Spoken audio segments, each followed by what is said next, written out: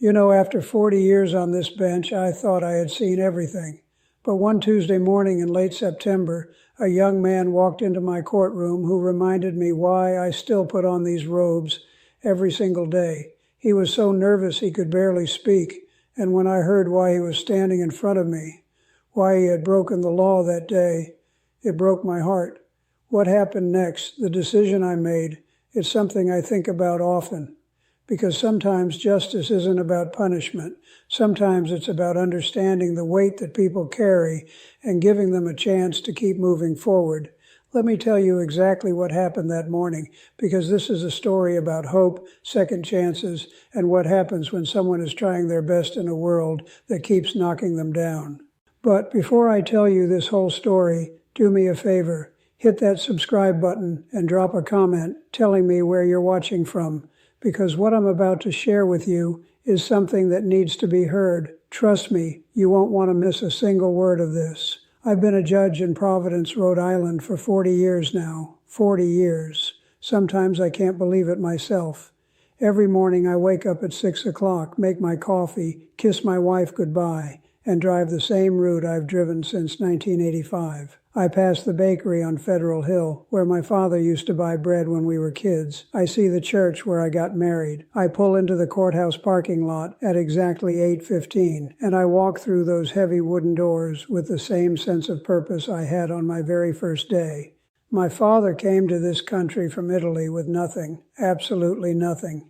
He worked in construction, broke his back every single day to give us a better life. He used to tell me something every morning before I left for school. He'd put his hand on my shoulder and say, "Francesco, remember this. It doesn't matter where you come from or how much money you have. What matters is how you treat people. What matters is your character." I never forgot those words. Not once in 40 years. When I became a judge, I promised myself something. I would never forget where I came from. I would never forget that the people walking into my courtroom aren't just case numbers. They're human beings. They're somebody's son or daughter, somebody's mother or father. They have stories, struggles, dreams, fears, and yes, sometimes they break the law. But my job isn't just to punish. My job is to understand, to listen, and to deliver justice with compassion. That particular morning, that Tuesday in September, I remember the air felt different, crisp. The leaves were just starting to turn, that beautiful New England autumn coming on. I got to my chambers, and my clerk, Christina, she brought me my coffee, strong and black, the way I've had it for 40 years. She knows me better than I know myself sometimes. I was going through my case files, reading the docket for the day, traffic violations mostly, parking tickets, the usual Tuesday morning municipal court business, nothing that seemed particularly unusual. But I've learned something in 4 decades of doing this work. You never really know what a day is going to bring. You never know which case is going to stay with you long after you take off the robe and go home. At 9 o'clock sharp, I walked into the courtroom. I could see about 30 people sitting in the gallery waiting for their cases to be called. Some looked annoyed, checking their watches. Some looked worried, nervous. I made eye contact with a few of them, gave them a nod. I wanted them to know I saw them as human beings, not just names on a list. Christina called the first few cases, standard stuff. A man who had parked in front of a fire hydrant. I could see he was genuinely sorry, said he'd been running late to pick up his daughter from school. I reduced his fine. A woman who had let her registration expire. She showed me she'd renewed it the next day. I dismissed it. These aren't bad people. They're just people trying to get through their days, and sometimes they make mistakes. Around 9:30, Christina called out the next name, Marcus Anthony Johnson. I looked down at the file. 23 years old, parking violation on Hope Street, parked in a restricted zone, pretty straightforward case. I looked up and I saw this young man stand up from the back row. The first thing I noticed was how nervous he looked. His hands were shaking. He was wearing a suit, but I could tell it wasn't his suit. It was too big in the shoulders, too long in the sleeves. It looked like maybe he'd borrowed it from someone. He walked toward the front of my courtroom, and I could see he was trying so hard to look confident, but his eyes gave him away. He was terrified. He stood in front of my bench, and I could see him swallow hard. I said to him, "Good morning, Mr. Johnson." He looked up at me and said, "Good morning, Your Honor." His voice cracked a little bit. I could tell he'd probably never been in a courtroom before in his life. I looked down at the file again. I said, "Mr. Johnson, you're here because on September 18th you parked your vehicle in a restricted zone on Hope Street. That's a tow-away zone. Is that correct?" He nodded. He said, "Yes, Your Honor, that's correct." I leaned back in my chair. I said, "Okay, tell me what happened. Why did you park there? You see those signs, right? They're pretty clear." He took a deep breath, and I watched him trying to gather his words. He said, "Your Honor, I know I shouldn't have parked there. I know the signs were there. I saw them. But I had a job interview, and I was running late, and I couldn't find any other parking, and I thought maybe I could be quick enough." His voice was getting quieter as he spoke, like he was ashamed. I said, "A job interview?" He nodded. He said, "Yes, Your Honor, at the hospital, for a medical records position."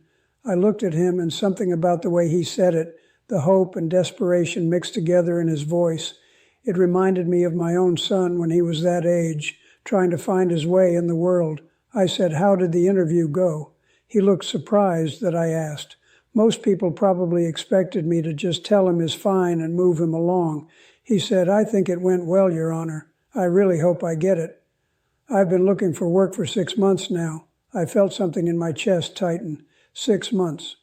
This young man had been looking for work for 6 months, and when he finally got an interview, when he finally got a chance, he got a parking ticket. I said, "6 months is a long time. What have you been doing?" He said, "Whatever I can, Your Honor. Odd jobs, day labor, when I can find it. I'm trying to save money for school. I want to go back and finish my degree." I watched him as he spoke. I could see the pride fighting with the embarrassment in his eyes. This wasn't a kid who was making excuses. This was a young man who was trying, really trying. I thought about my father again, working construction, doing whatever it took to provide for us.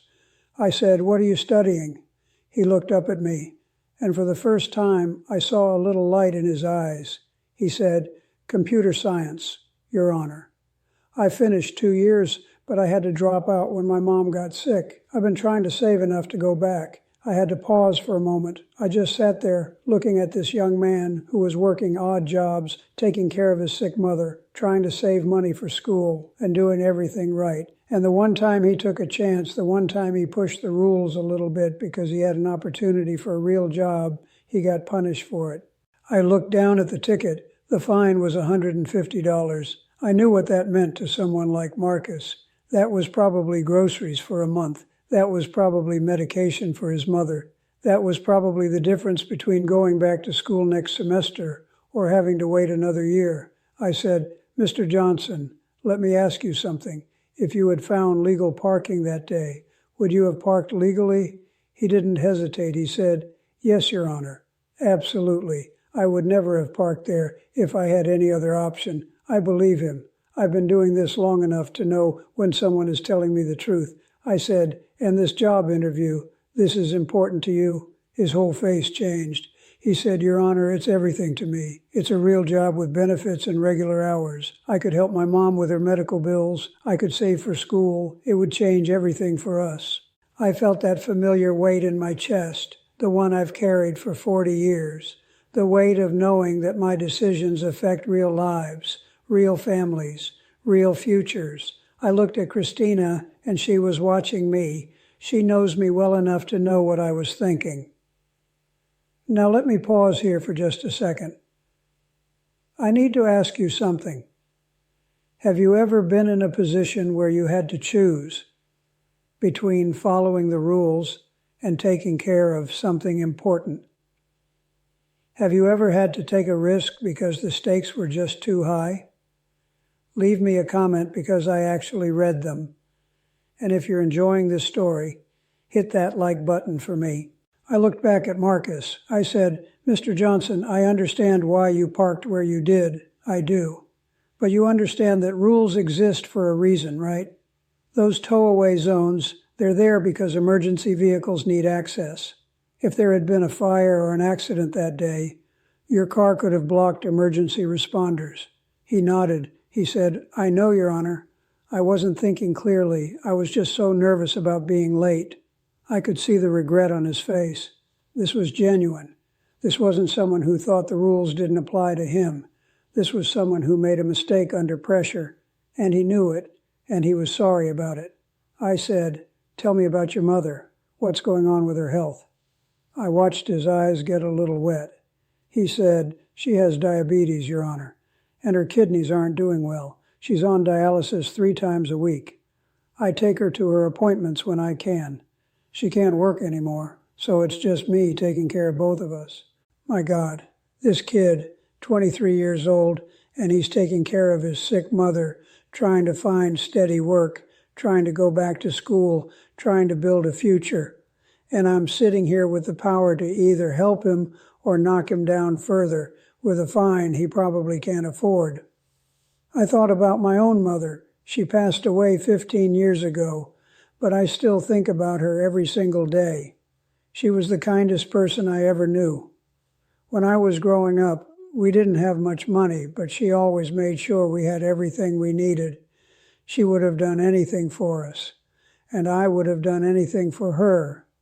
I looked at Marcus, and I saw my younger self. I saw my father. I saw every person who ever struggled to do the right thing in a world that makes it so damn hard sometimes. I said, Mr. Johnson, when do you think you'll hear back about the job? He said, They told me within 2 weeks, Your Honor. I'm hoping any day now. I could hear the hope in his voice, fragile and desperate. I made my decision. I picked up my pen and I wrote something on the file in front of me. I said, Mr. Johnson, I'm going to do something for you today. I'm going to dismiss this ticket. The fine is gone. You don't owe anything. I watched his face change. His eyes went wide. He said, Your Honor, he couldn't believe what he was hearing. I said, You heard me right. Case dismissed. You're free to go. He just stood there, frozen. I could see tears forming in his eyes. He said, Your Honor, I don't know what to say. Thank you. Thank you so much. His voice broke on the last word. I held up my hand. I said, Wait, I'm not finished. I want you to do something for me. I want you to promise me that when you get this job, and I believe you will get this job, you're going to work hard. You're going to show them what kind of person you are. You're going to make your mother proud. Can you promise me that? He was crying now, not even trying to hide it. He said, I promise, Your Honor. I swear to you I will. I'll work harder than anyone there. I nodded. I said, I know you will. I can see it in you. You've got character. You've got heart. Those things matter more than anything else. I paused, and then I said something else. I said, and Marcus, when you do get back to school, when you finish that computer science degree, I want you to remember this day. I want you to remember that somebody believed in you when you needed it, and someday, when you're in a position to help someone else, I want you to pay it forward. Can you do that for me? He nodded, wiping his eyes. He said, Yes, Your Honor, I will. I promise I will. I said, Good. Now go call your mother and tell her the good news, and good luck with that job. You're going to do great things, son. He stood there for another moment like he couldn't quite believe what had just happened. Then he said, Thank you, Your Honor. God bless you. And he turned and walked out of my courtroom. I watched him go, and I saw him stop in the hallway. Through the window, I could see him on his phone, probably calling his mother just like I told him to. I saw him smile, really smile, for the first time since he'd walked in. Christina looked at me and smiled. She's seen me do things like this before. She knows my heart. She said quietly, That was a good thing you did, Judge. I said, I just hope it makes a difference. She said, It will. You know it will. I felt good about that decision. I felt like maybe I'd done something right, something that mattered. This is why I became a judge, not to punish people for the sake of punishment, but to use wisdom and compassion to help people when they need it most. The rest of the morning continued. More cases, more people, more stories. Around 11 o'clock, Christina called another case. Sarah Mitchell, parking violation on Thayer Street. Expired meter, standard stuff. A woman in her 40s walked up. She looked tired, like she'd been up all night. I said, Good morning, Ms. Mitchell. She said, Good morning, Your Honor. I could hear the exhaustion in her voice. I said, You're here for an expired meter on Thayer Street. What happened? She sighed. She said, Your Honor, I was visiting my father in the hospital. He had emergency surgery. I put money in the meter, but the surgery took longer than expected, and I lost track of time. I didn't even think about the meter. I looked at her. I said, How's your father doing? She smiled a little bit. She said, He's okay. Thank you for asking. He's recovering well. I said, That's good to hear. I'm glad he's okay. She looked surprised that I cared enough to ask. I looked at the fine. $25, nothing major, but still money. I said, Ms. Mitchell, I understand what happened. Family emergencies, they take priority. I'm going to reduce this fine to $10. She said, Thank you, Your Honor. That's very kind. I said, Just take care of your father, that's what matters. She paid a reduced fine and left. I could see the relief on her face. $10 instead of $25 might not seem like much, but to someone dealing with medical bills and hospital visits, every little bit helps. I'm going to be honest with you. These are the cases that make me love this job. These are the moments when I can look at the human being in front of me, understand their situation, and make a decision that helps rather than hurts. The law is important, absolutely, but mercy, compassion, understanding, these things are important too, maybe even more important. Around 11:30, I took a short break. I went back to my chambers, drank some water, looked at the next batch of cases. Christina came in and said, You've got about 10 more cases this morning, Judge, mostly parking and traffic stuff, one speeding ticket. I said, Okay, let's keep moving. I walked back out into the courtroom. I sat down at my bench and looked out at the people waiting. That's when I noticed him.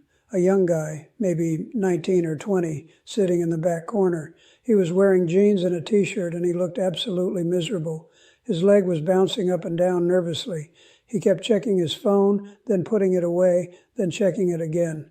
Something about him caught my attention. I don't know what it was. Maybe just a look on his face, pure anxiety. I made a mental note to pay attention when his case was called.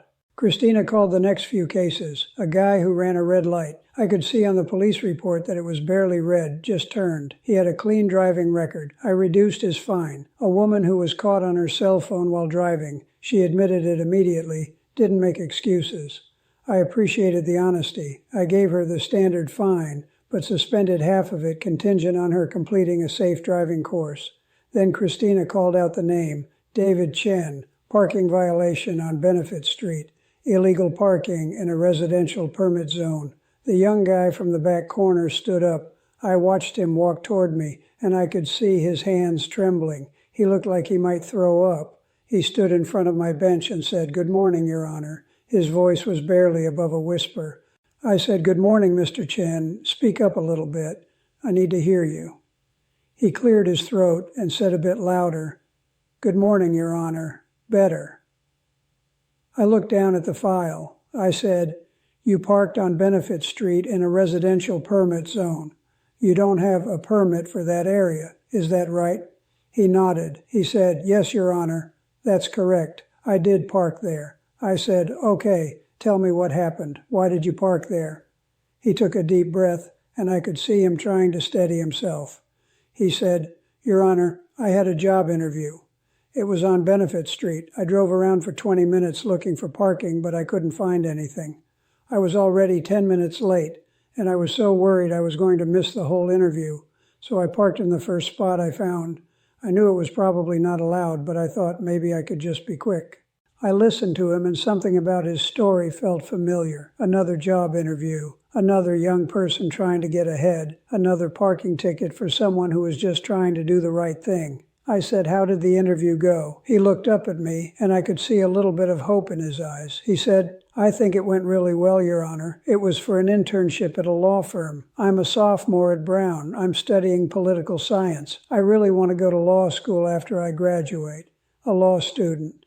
A kid trying to get an internship so he could build his career. I felt that familiar pull in my chest. I said, Brown University? That's a good school. You must work hard. He nodded. He said, I try to, Your Honor. I'm on financial aid and scholarships. I work part-time to help cover expenses. This internship, it would be a huge opportunity for me.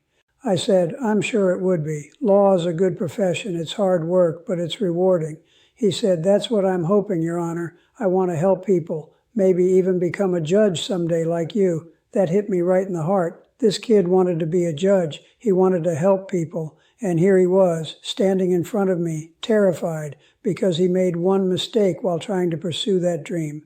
I looked at the ticket. The fine was $75. Not huge, but for a college student on financial aid, working part-time, trying to make ends meet, $75 might as well be $700. That could be textbooks. That could be groceries for 2 weeks. I said, "Mr. Chen, when did you have this interview?" He said, "Last Thursday, Your Honor." That was 5 days ago. I said, "Have you heard back from them yet?" He shook his head. He said, "Not yet. They said they were interviewing several candidates and would let us know in about a week." I could see how much this meant to him. I could see the stress he was carrying, worrying about the interview, worrying about the ticket, worrying about money, worrying about his future. And he was only 19 or 20 years old. When I was that age, my biggest worry was what girl I was going to ask to the dance. I thought about what my father used to tell me. He'd say, "Francesco, when you have the power to help someone, you help them. You don't think about it. You don't make excuses. You just help, because someday you might need help too." I made my decision. I said, "Mr. Chen, I understand why you parked where you did. You were under pressure. You were trying to get to an important interview. You made a choice in the moment. I get it." He nodded. He said, "Yes, Your Honor. I'm really sorry. I know it was wrong." I said, "Here's what I'm going to do. I'm going to dismiss this ticket. You don't owe anything. The fine is gone." His eyes went wide. He said, "Your Honor, really?" I said, "Really. Case dismissed." He just stood there staring at me. I said, "But I want you to do something for me, okay?" He nodded quickly. He said, "Anything, Your Honor." I said, "I want you to remember this moment. When you become a lawyer, when you're standing in courtrooms representing clients, I want you to remember what it felt like to stand where you're standing right now. I want you to remember that every person you represent is a human being with hopes and fears and struggles. Can you remember that?" He was getting emotional. His voice cracked when he said, "I will, Your Honor. I promise I'll never forget this." I said, "Good. And David, I want you to know something. You're going to make a great lawyer. I can tell. You've got integrity. You've got drive. You're going to help a lot of people in your career." Tears were running down his face now. He said, "Thank you, Your Honor. Thank you so much. This means everything to me." I said, "You're welcome. Now go study hard. And when you get that internship, and I have a feeling you will, you work harder than everyone else there. You show them what you're made of." He nodded. He said, "I will, Your Honor. I promise." And then he said something that I'll never forget. He said, "Your Honor, if I do become a judge someday, I want to be just like you. I want to treat people with the same kindness and understanding you showed me today." I had to take a moment. This kid, this 19-year-old college student, was telling me that I had inspired him, that I had shown him what kind of judge he wanted to be. I felt my eyes get a little wet. I said, "That's the best thing anyone said to me in a long time, David. You've made my day. Now go make yours." He smiled, really smiled, and said, "Thank you, Your Honor. God bless you." And he walked out of my courtroom.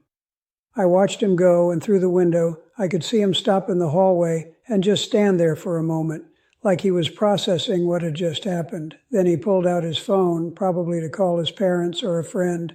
I saw him laughing, relieved, happy. Christina looked at me and shook her head with a smile. She said, "2 in 1 day, Judge? You're getting soft in your old age." I laughed. I said, "Maybe I am. But those are good kids. They deserve a break." She said, "They do, and you gave it to them. That's why people love this courtroom." Look, I need to ask you for a favor. If this story is resonating with you, if you're getting something out of it, hit that subscribe button for me. It helps me share these lessons with more people who need to hear them. And tell me in the comments, have you ever been given a second chance that changed your life? I want to hear your stories. The rest of the morning went by. More cases, more decisions, more lives affected by what I said and how I said it. I never forget that weight. Every single decision I make, it ripples out into someone's life. It affects their family, their future, their sense of hope or despair. Around 12:30, we broke for lunch. I went back to my chambers and sat down at my desk. I was tired, but it was a good tired, the kind of tired you feel when you've done meaningful work. Christina brought me a sandwich from the deli across the street, turkey and provolone, the same sandwich I've eaten for lunch 3 days a week for 20 years. I was eating and thinking about Marcus and David, about their stories, about how similar they were. Two young men, both trying to build better lives, both working hard, both making one small mistake while pursuing an opportunity, and both of them got a second chance because I decided that mercy was more important than the letter of the law in that moment. My phone rang. It was my wife. I answered and said, "Hi, honey." She said, "How's your day going?" I smiled. I said, "It's been a good day. I got to help a couple of kids who really needed it." She said, "That's my Frank, always looking out for people." I said, "Someone's got to." She said, "Well, don't forget we have dinner with the grandkids tonight." I said I wouldn't miss it for the world. After lunch, I had a few more hours of cases, more traffic violations, more parking tickets, more people with stories and struggles and reasons for why they did what they did. I listened to every single one. I looked at every person who stood in front of me and tried to see them, really see them, as human beings. Around 3 o'clock, we finished up the last case. I went back to my chambers and took off my robe. I hung it up on the hook behind the door, the same hook I've used for 40 years. I sat down at my desk and started going through some paperwork, signing orders, reviewing files for the next day. Christina knocked on my door. She said, "Judge, there's someone here to see you." I said, "Who is it?" She smiled. She said, "It's Marcus Johnson, the young man from this morning." My heart jumped a little. I said, "Send him in." Marcus walked into my chambers, and he looked completely different from this morning. He was smiling. His whole face was lit up. He said, "Your Honor, I'm sorry to bother you. I know you're busy." I said, "You're not bothering me at all, Marcus. Come in. Sit down. What's going on?" He sat down in the chair across from my desk. He said, "Your Honor, I got a call an hour ago. From the hospital. I got the job. I start next Monday." I felt this wave of joy wash over me. I stood up and reached across the desk to shake his hand. I said, "Marcus, that's wonderful. Congratulations. I'm so proud of you." He shook my hand, and I could feel it trembling with excitement. He said, "Your Honor, I had to come back and tell you, because if you hadn't dismissed that ticket, if I had to pay that fine, I don't know what I would have done. That money, it would have set me back so much. But now I can start this job, and I can help my mom, and I can save for school. You changed my life today." I had to sit back down. I felt tears coming to my eyes, and I didn't try to hide them. I said, "Marcus, you changed your own life. You did that. You went to that interview. You impressed them. You earned that job. I just got out of your way." He shook his head. He said, "No, Your Honor, you did more than that. You believed in me. You saw something in me. Nobody's done that in a long time. I'm going to remember this for the rest of my life. And I meant what I said this morning. I'm going to pay this forward. Someday, when I can, I'm going to help someone else the way you helped me." We talked for a few more minutes. I asked him about the job, what his responsibilities would be. When he thought he might be able to go back to school, he was so excited, so full of hope. It reminded me why I do this work. This is what justice should look like. Not punishment for punishment's sake, but understanding and mercy that gives people a chance to succeed. Before he left, I said, "Marcus, you keep in touch with me, okay? Let me know how the job goes. Let me know when you go back to school." He said, "I will, Your Honor, I promise, and thank you again for everything." I said, "You're welcome, son. Now go celebrate with your mom. She must be so proud of you."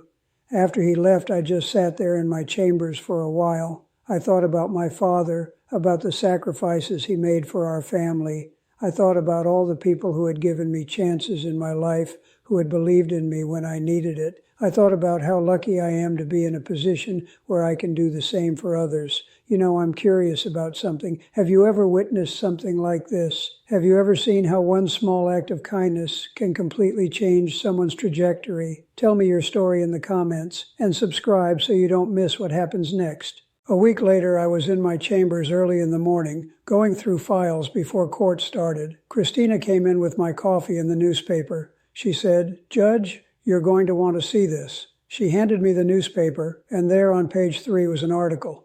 The headline read, Local Judge's Compassion Inspires Future Lawyer.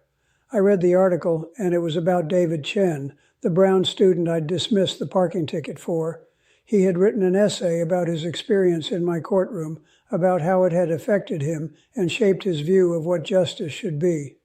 The essay had won some kind of university writing competition, and they'd published it in the paper.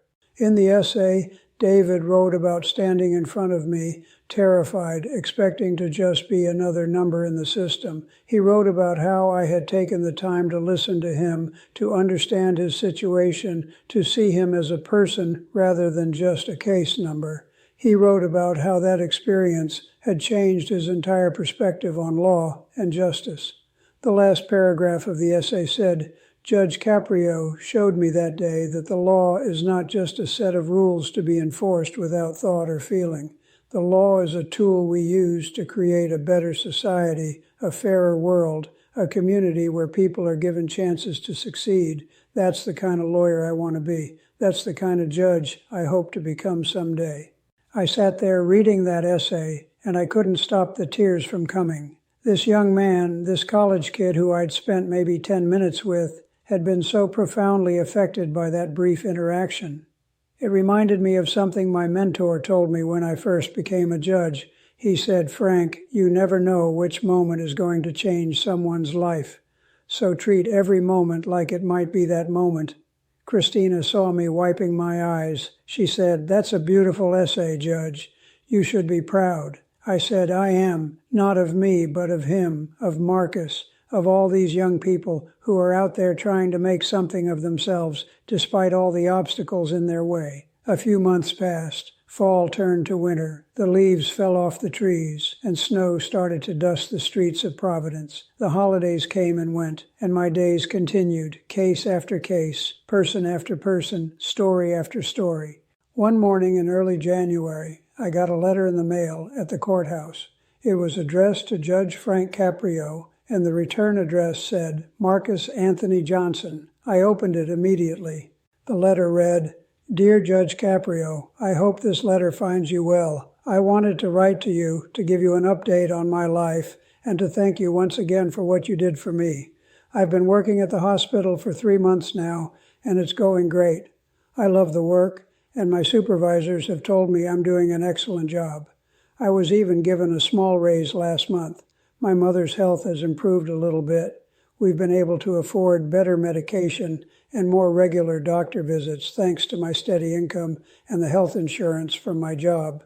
She asks about you often. She calls you the angel judge. I've been saving money every paycheck, and I'm proud to tell you that I've enrolled in night classes at the community college. I start next month. It's going to take me longer to finish my degree this way, but I'm determined to do it. I think about what you said to me that day in your courtroom.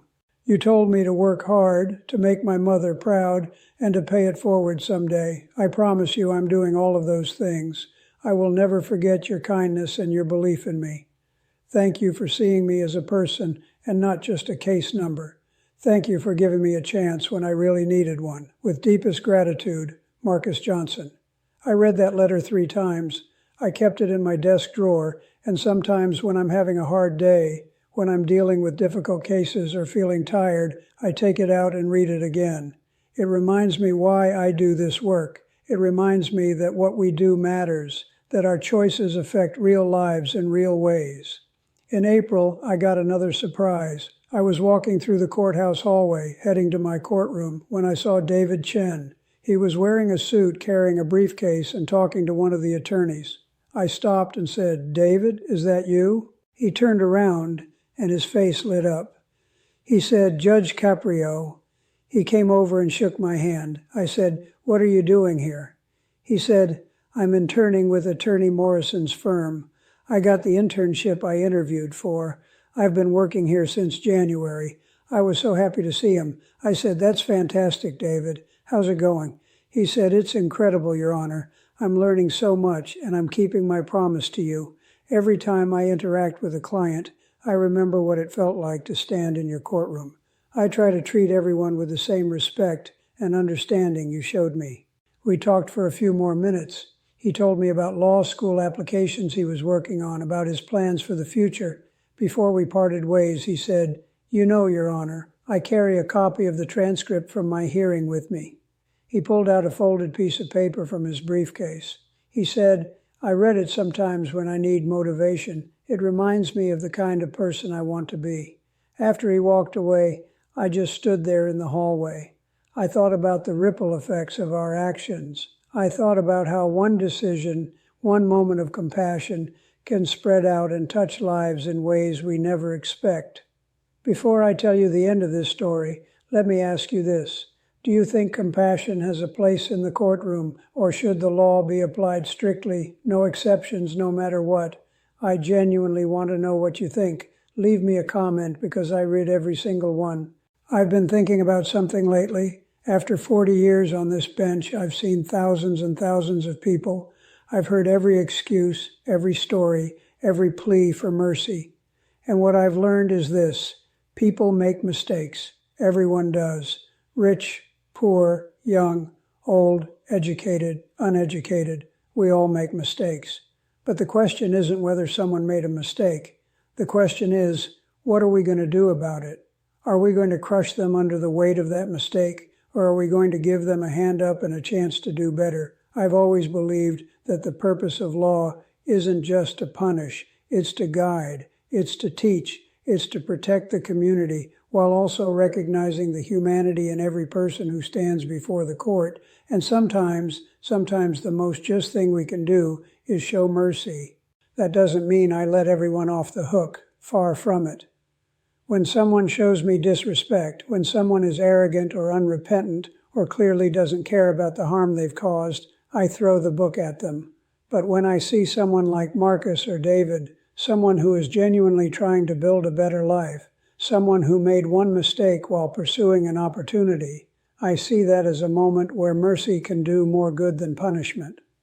My father used to say that you can tell a lot about a person by how they treat those who can do nothing for them.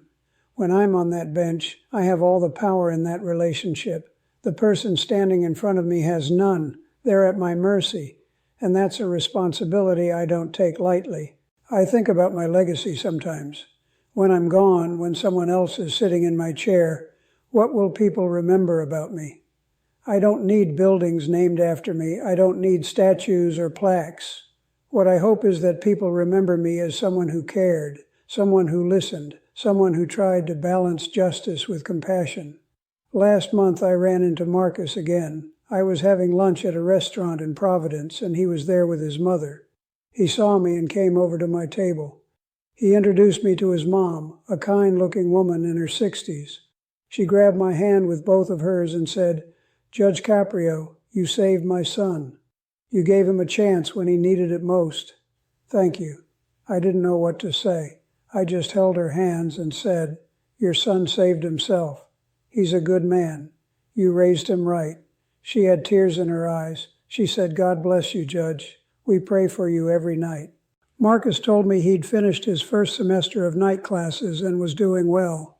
He said he was up for a promotion at the hospital. He said his mother's health had stabilized. He was thinking about maybe becoming a nurse himself someday so he could help people the way the nurses at his mother's dialysis center had helped her. You know what keeps me doing this job after 40 years? Moments like these. Seeing that compassion can change lives. Seeing that giving someone a second chance isn't being soft on crime. It's being smart about justice. If this story is restoring your faith in the legal system, show me by hitting that subscribe button and that like button. Share this with someone who needs to see it. I think about David, too. I heard he got accepted to Harvard Law School. Harvard. That kid who stood in my courtroom shaking with fear is going to Harvard Law School. When Christina told me, I got choked up. That's the kind of thing that makes 40 years of this work worth it. You know, in my career, I've sent people to jail. I've imposed harsh fines. I've taken away licenses and privileges, and sometimes that was exactly what justice required. But I've also dismissed cases, reduced fines, given second chances, and I've found that those moments of mercy often do more to change behavior and improve lives than punishment ever could. There's a difference between someone who is trying and someone who doesn't care. There's a difference between a mistake made under pressure and a deliberate disregard for the law. My job is to figure out that difference and respond accordingly. Marcus and David, they weren't criminals. They weren't bad people. They were young men trying to improve their lives, and they made small mistakes while doing so. The punishment for those mistakes, the financial burden of those fines, could have derailed everything they were working toward. And for what? To prove a point? To stick to the letter of the law without considering the spirit of it? I chose mercy.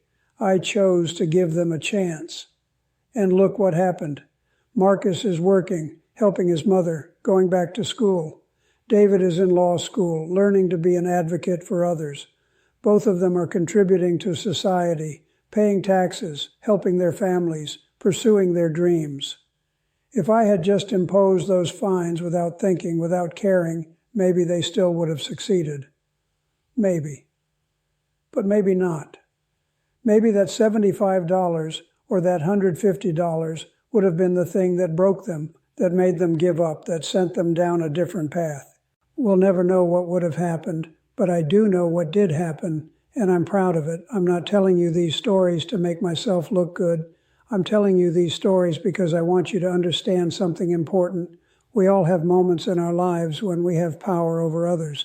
Maybe you're a boss and you have to decide whether to fire someone who made a mistake.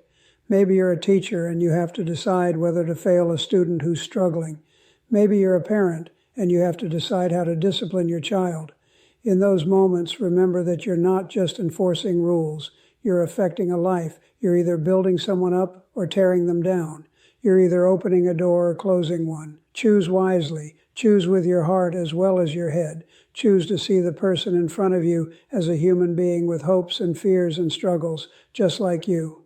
My father taught me that. My mother taught me that. My wife reminds me of it every day, and I've tried to live by it for 40 years.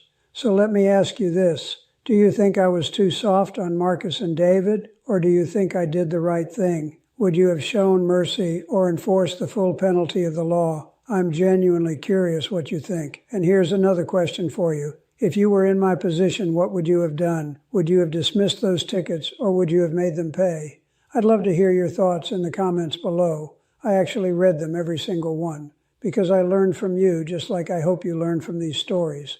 If this story meant something to you, if you believe in second chances like I do me a favor. Hit that like button and subscribe to this channel. Turn on that bell icon so you never miss another story from my courtroom. Share this video with someone who needs to hear this message, someone who's struggling, someone who needs to know that good people still exist in this world, someone who needs to believe that compassion and justice can coexist. And check out the next video on your screen. I've got another incredible story from my courtroom that you won't believe. It's about a single mother who did something that brought the entire courtroom to tears. You're going to want to see that one. I'll see you tomorrow with another lesson about justice, respect, and what really matters in this life. Because I'm still learning too. Every day, every case, every person who walks through that door teaches me something new about humanity, about resilience, about hope. I'm Frank Caprio. I've been on this bench for 40 years because I believe something simple. We're all equal before the law, every single one of us, rich or poor, powerful or powerless. That's what makes this country work. And part of equality is recognizing that we all deserve to be treated with dignity and respect. We all deserve to be seen as more than just our worst mistake. Thank you for listening to my story today. Thank you for caring about these young people and their journeys. Thank you for believing, like I do, that compassion can change the world one person at a time. God bless you, and remember, respect costs nothing, but it's worth everything. And so is compassion, so is mercy, so is giving someone a second chance when they truly need it and truly deserve it. Take care of each other out there, be kind, be understanding, and when you have the power to help someone, do it. Don't think about it. Don't make excuses. Just help. Because that's what we're here for. That's what it means to be human. That's what it means to be part of a community. I'll see you in the next one. Keep believing in justice. Keep believing in hope. and keep believing that good people doing good things can make this world a little bit better, one decision at a time.